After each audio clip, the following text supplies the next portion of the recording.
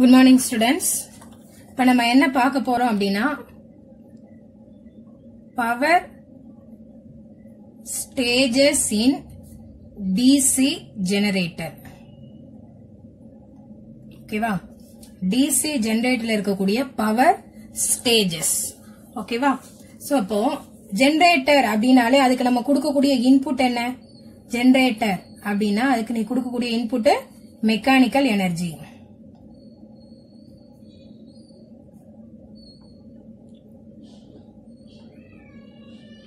ஓகேவா? ஜெனரேட்டருக்கு கொடுக்கக்கூடிய இன்புட் வந்து மெக்கானிக்கல் இன்புட், ரைட்டா? அப்போ இதுல இருந்து உனக்கு ஜெனரேட்டர்ல இருந்து முதல்ல நீ மெக்கானிக்கல் எனர்ஜி இன்புட்டா கொடுத்த உடனே ஜெனரேட்டர்ல என்ன ஆகும்? ஒரு இஎம்எஃப் வந்து ஜெனரேட் ஆகுமா? சோ அதை என்ன சொல்லுவோம் அப்படின்னா பவர் டெவலப்டு.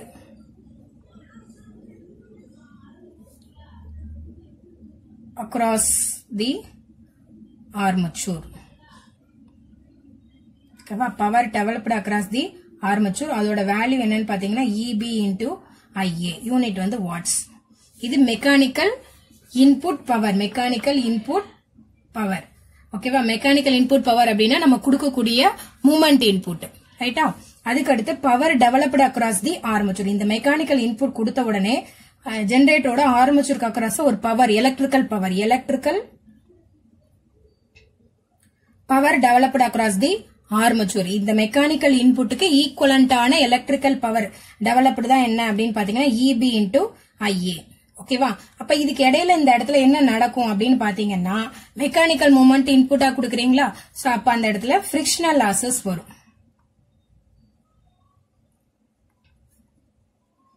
ஓகேவா? Frictional losses and core loss. ஓகேவா? மெக்கானிக்கல் இன்புட்ட இங்க இன்புட்டா குடுக்குறீங்க. இதுல இருந்து ஒரு அதுக்கு ஈக்குவலண்டான எலக்ட்ரிக் பவர் வந்து என்ன ஆகுது? Equivalent electric power developed across the armature. என்னது? EB into IA. இது ரெண்டுக்கும் இடையில நமக்கு வரக்கூடிய லாஸ் என்னன்னு பாத்தீங்கன்னா அப்படியே ஃபுல் இன்புட்டும் அவுட்புட்டா நம்மளுக்கு வந்து கிடைக்காது. சரியா? அப்ப கொஞ்சம் லாஸ் ஆகும்ல. இந்த இடத்துல என்ன லாசஸ் வரும்னா frictional losses and then core loss அப்படின்னு சொல்லுவோம். நம்ம ஃபிரிக்ஷனல் லாசஸ் அப்படின்னா அந்த இடத்துல மூவிங் பார்ட்ஸ் இருக்கிறதுனால தேய்மானம் வரும். சரியா? சோ அதனால வரக்கூடிய லாசஸ் தான் வந்துட்டு ஃபிரிக்ஷனல் லாசஸ். அண்ட் தென் அதோட கோர்ல வரக்கூடிய லாஸும் என்னது? Core loss. அகைன் இதுக்கப்புறமா இங்க என்ன வரும்னு பாத்தீங்க அப்படின்னா லாஸ்ட் என்ன வரும்? அடுத்த ஸ்டேஜ் இது எலக்ட்ரிக்கல் ஈக்குவலண்ட். அடுத்து அவுட்புட் பவர்,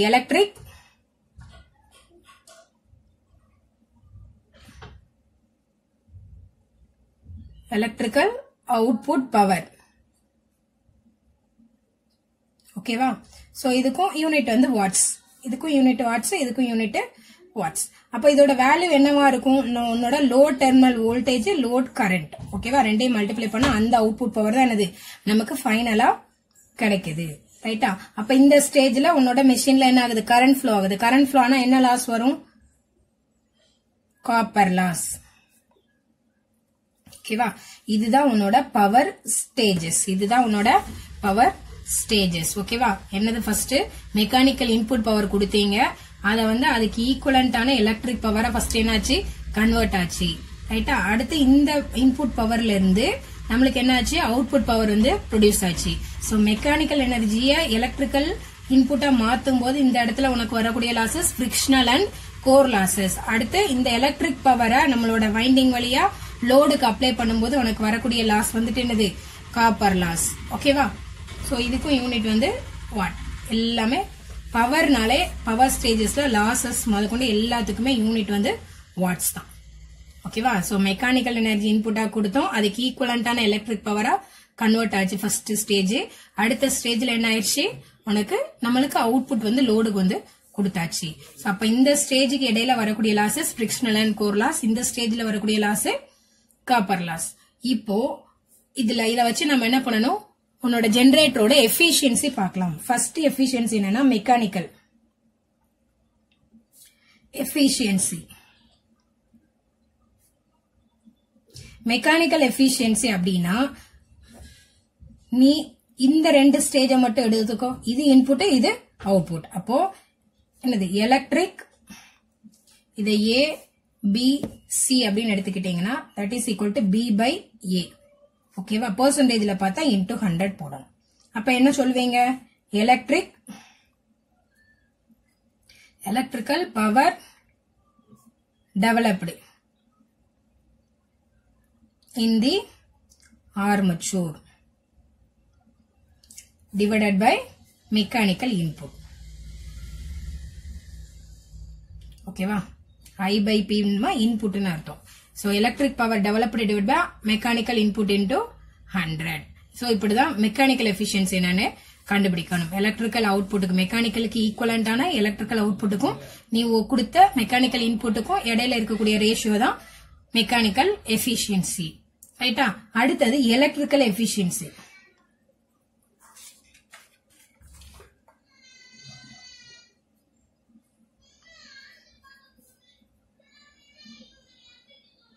எலக்ட்ரிக்கல் எஃபிஷியன்சி அப்படின்னா என்னது? ஈட்டா இ ஈக்குவல் டு என்னது? இங்க எலக்ட்ரிக் பவர் அவுட்புட் என்ன? சி. ஓகேவா? எலக்ட்ரிக்கல் அவுட்புட் பவர் வந்து V into I. இங்க இன்புட் பவர் என்னது? ஆர்மச்சூர்.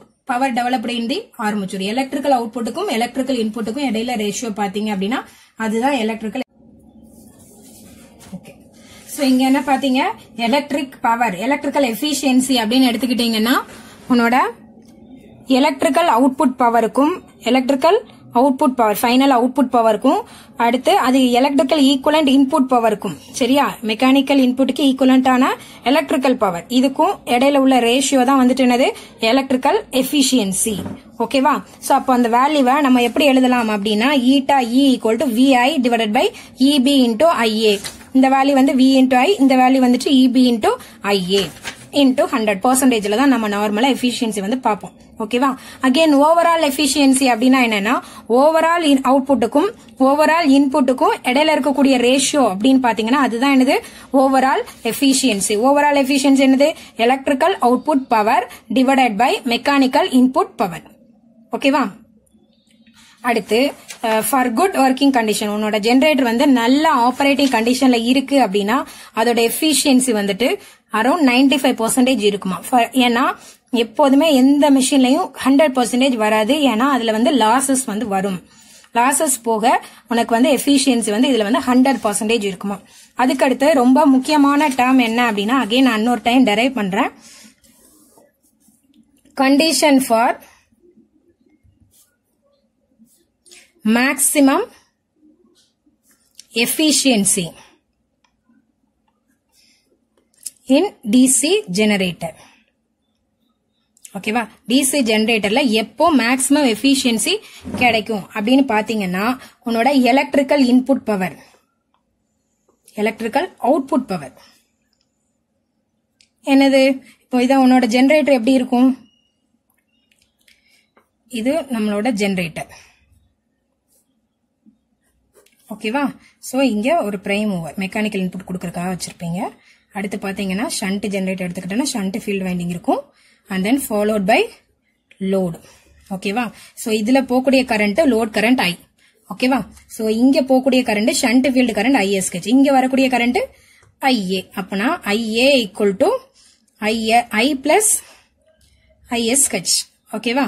சோ இந்த லோடுக்கு அக்ராஸா இருக்கக்கூடிய வோல்டேஜ்னு பாத்தீங்கன்னா V லோ டெர்மினல் வோல்டேஜ். ஓகேவா? V low terminal voltage. இந்த வோல்டேஜ் வந்து EG.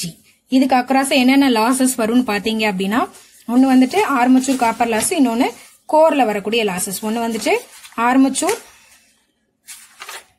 Armature copper loss and then core loss. ரெண்டு லாசஸ் வந்து நமக்கு வந்து வரும். ஓகேவா? அப்போ எலக்ட்ரிக்கல் அவுட்புட் பவர் என்னது? லோடுக்கு அக்ராஸ் இருக்கக்கூடியது அவுட்புட். இங்க என்னது? Power equal to V into I. ஓகேவா? இங்க V into I. So voltage V into I. Unit வந்து வாட்ஸ். ஓகேவா? அடுத்து electrical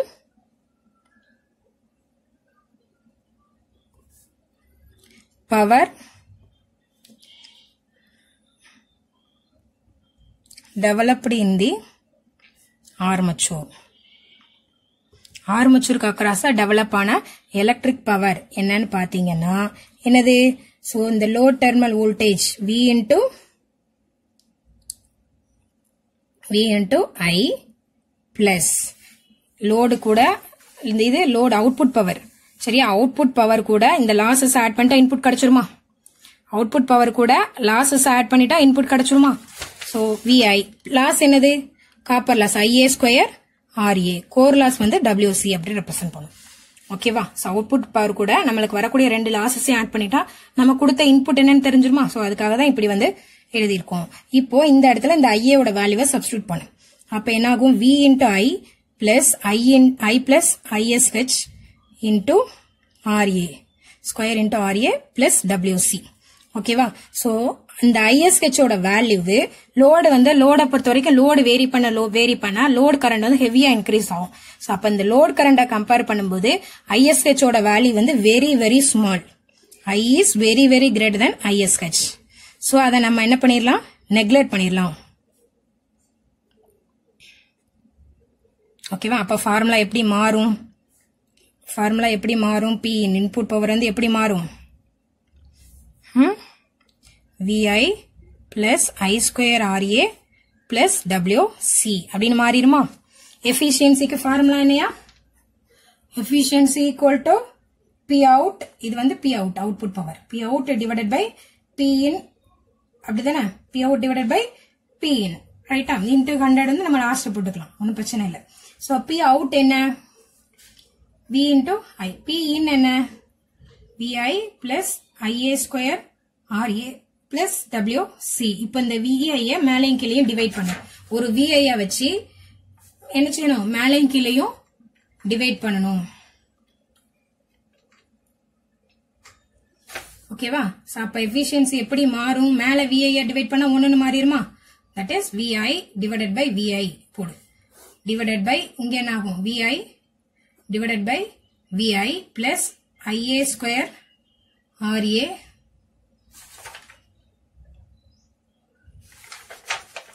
divided by VI plus